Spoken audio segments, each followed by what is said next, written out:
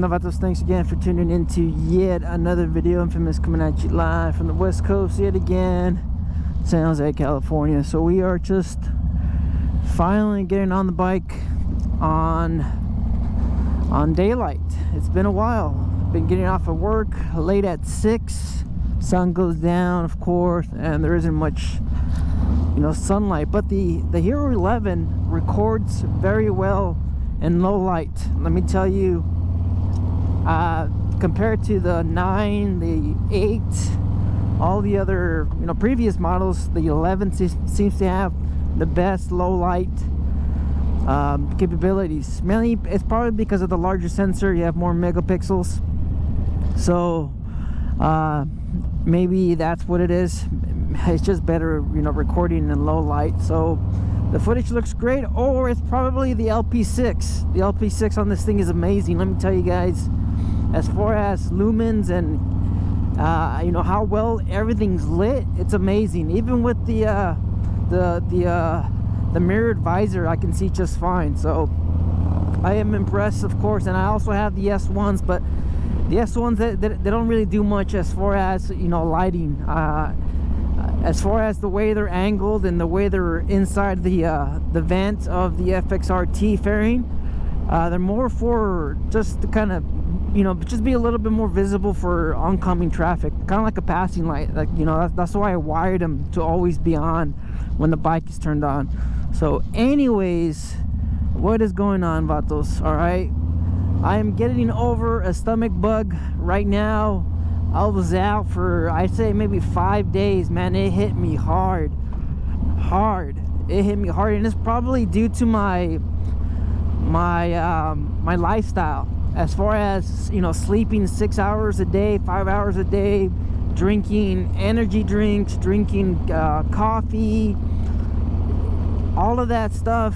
I think all of that combined, my my immune system not being what it should be because of not sleeping enough, because of the caffeine, all this other stuff. It hit me really hard, and I've been out for about 4 days. Today's my first day, finally feeling good enough to kind of ride. I've been out Wednesday, Thursday, Friday, and now Saturday. But now my kid is sick now too, so I gave him the bug, and now he spent the whole night vomiting and struggling with this virus. Now last night he was up until 4 in the morning non-stop. He vomited about 4 times. I vomited about 5 times. So it's a nasty little virus. I feel bad for giving it to him, but man, it just sucks that now he has to deal with it too. So anyways, getting on with the overall review of the demo event in Lathrop, Stanislaus County. Of course, I went over there. I was gonna go to the San Jose one, but I already test rode every single bike, and I was thinking about going back over there and filming just the bikes.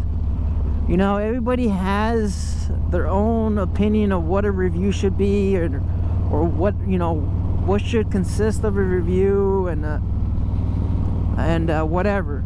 But the way I see it, man, if you're looking for specs, if you're looking for walkarounds, I have walkarounds. They're just in the shorts.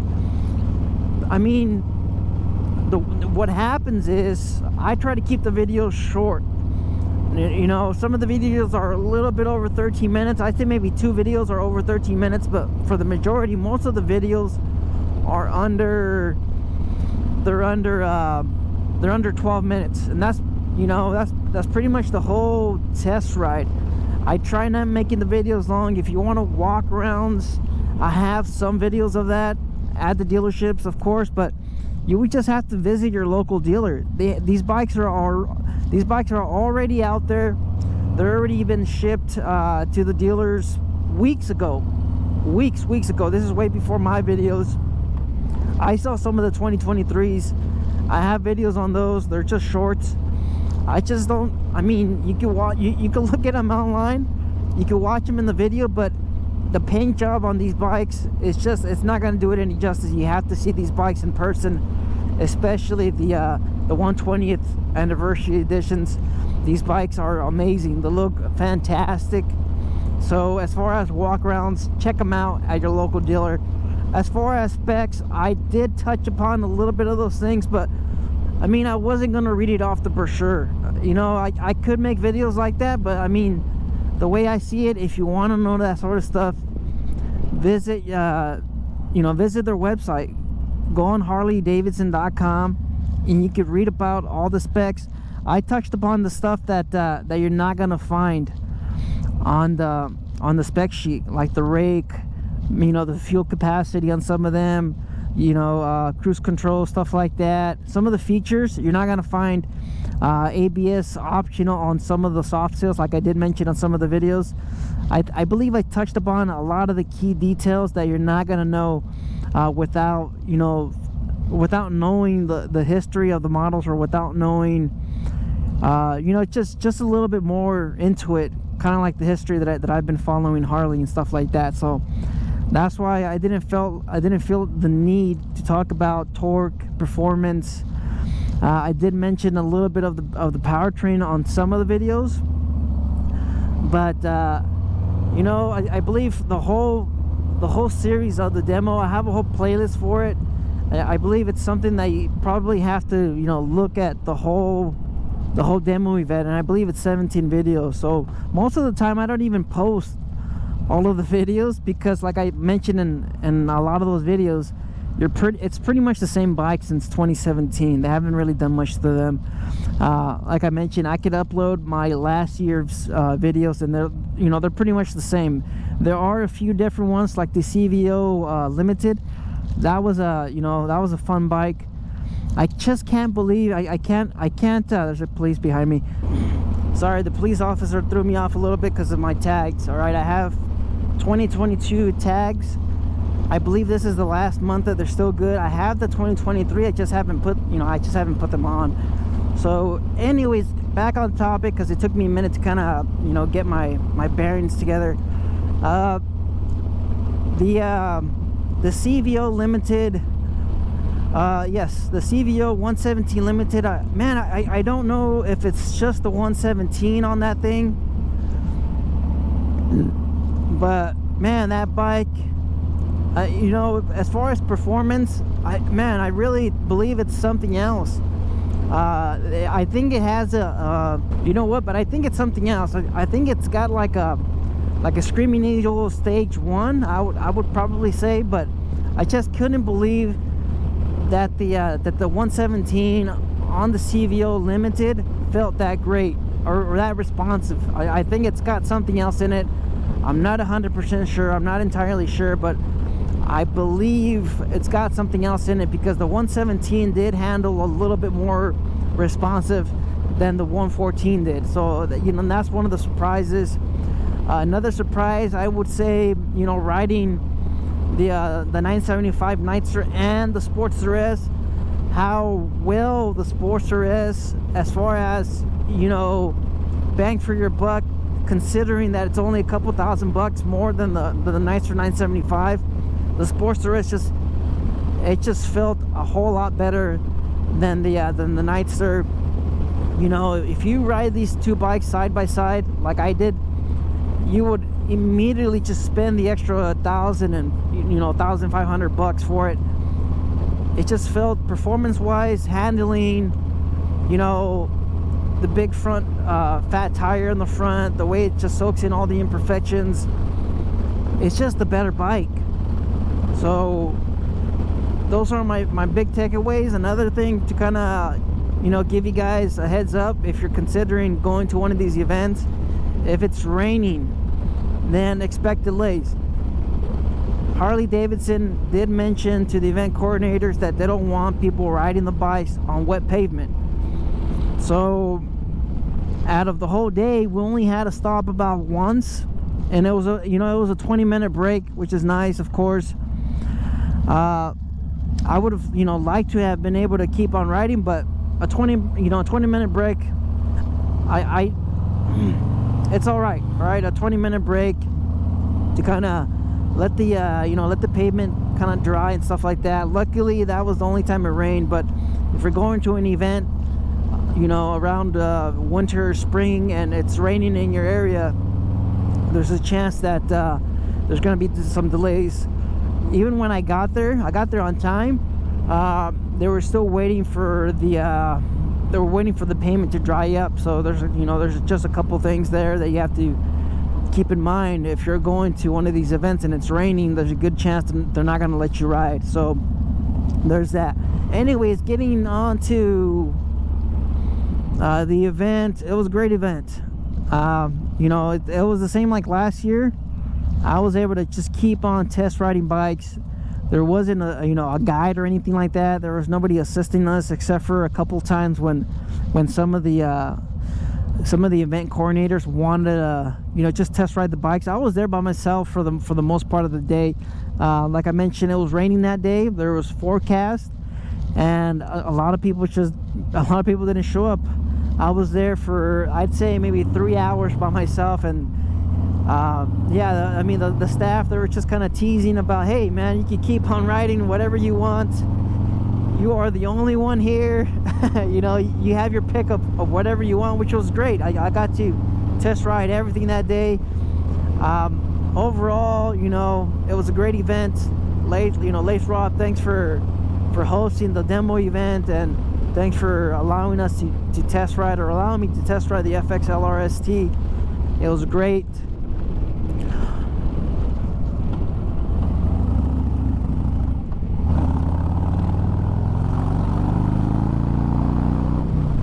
Anyways, getting back onto the videos, the reviews, the test rides. I mean, you can't really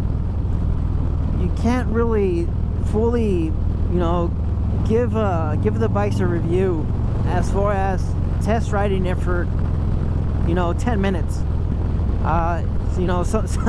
Some of the comments have been, man, this is the worst review. You didn't speak about, I guess, like I mentioned earlier, the specs.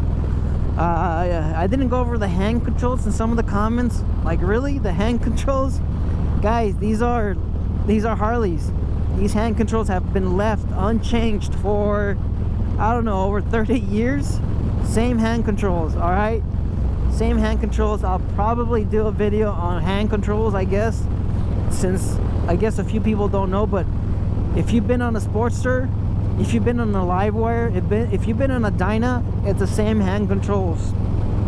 Start, on, kill switch, emergency lights, left, right. It's the same hand controls. I don't know, maybe it's just Blockhead's video. He goes over the hand controls all the time. Maybe that's what it is. Maybe people are used to that format because they see it on Blockhead's video. But like I mentioned, on my videos, I try keeping them short. I try keeping them under 13 minutes. And just some of the stuff, some of the stuff as far as the powertrain and like I mentioned, the hand controls, everything, and they're pretty much all the same. All right, nothing has changed. So yeah, that's just my 2 cents.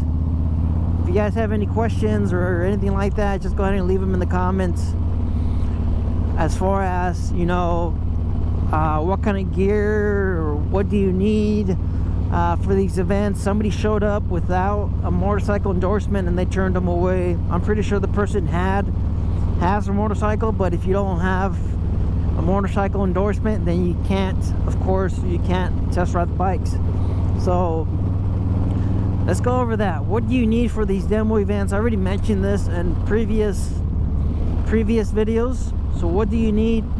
You need a helmet. All right, I noticed last year at the 2022, Lathrop was actually lending out helmets, so there's a chance you might not need one, but if you have one, bring it. All right, some of these dealers do not have lenders, so I'm guessing Lathrop has the lenders because of their rider academy. So that's that's one of the things. If you have a helmet, bring it. All right, for the most part, as far as the rules on the brochure and all this other stuff, you got to have boots. I took boots just in case. You never know when someone's on a power trip, when somebody's on when somebody wants to do everything by the book. So you have to just kind of be prepared on Some of these events you're supposed to have a jacket. I have this flannel. It's kind of like a jacket itself, but you have to just be prepared just in case. You know, just like I said, just in case if there's an event coordinator that wants to do everything by the book. So you gotta have a jacket, you gotta have your helmet, you gotta have gloves, and you gotta have the proper footwear. So if you're out there and you're thinking about showing up at one of these events, just show up with the proper gear. And you know, like I mentioned, a lot of these events, from what I've seen, they don't enforce none of these rules as far as you know, as far as you know, the gear. I've seen folks test ride these bikes without even gloves. So, but like, you know, like I said, you don't want to show up to one of these events and wish that you had it. Just take your gear, take your jacket, take your boots, take your gloves. Worst case scenario, you're ready, and you know, you don't have to worry about it. Or, you know, you're out there and it gets hot, just take off your jacket and stuff like that, and I'm pretty sure that, you know, I'm pretty sure they're going to be okay with it. So that's pretty much it. Oh, and take your, of course, your license. You need your license, you need an email, you need a phone number, you know, to register. And then of course you need your motorcycle, your helmet, gloves, gear. That's it. So you show up, no questions asked, you go straight to the event coordinator. You don't have to make an appointment. I'm not sure why when I spoke to the dealership, they asked me to make an appointment. I've been to plenty of these, all right? I've been to plenty of these events. I don't get why I needed to make an appointment. It doesn't make any sense. So oh, I have my kickstand down already. So I don't know, you guys want to take a look at the bike real quick? I haven't washed it in about, you know, I haven't washed her in a while. So you can see it's dirty. You can see, you know, there's dirt all over the place. Yeah, my exhaust, the engine, everything's pretty much dirty. I haven't washed the bike in a while. So if, you know, depending on when I release the video, you haven't even seen the fairing. So here it is, the Dominator FXRT fairing. All of this was done at home. All right, guys, let me go ahead and turn off this camera. Or you know what, here, I'll do the dual cam vlog thing. So let me go ahead and pull this off. So I mean, if you haven't been to the channel in a while, then yes, here is the FXRT without the lowers. So you guys can see I have holes here. They don't stand out too much. Looks pretty good. You know, I have the holes for the lowers. They don't stand out too much. So if you ever want to take them off every once in a while, you could do that. It doesn't stand out too much, and the bike still looks amazing. You guys can see how great she looks. So this is the Dominator FXRT. Some people were wondering about, you know, the angle of the fuel tank and the fairing. It looks great. The saddlebags, it just gives it all a nice, you know, balanced look. I believe I could take these off. Do I have them locked in? I don't think I have them locked in. So let's go ahead and do that real quick. Let's see, are they locked? Yeah, they're locked. All right. In case you're wondering what she looks like without the saddlebags and the fairing, that's what she looks like. So the bike still looks good, man. It looks great. Yes, you know, you guys just stay out there, stay safe. Don't believe everything you read. Life's a risk. Get out there and ride. Later.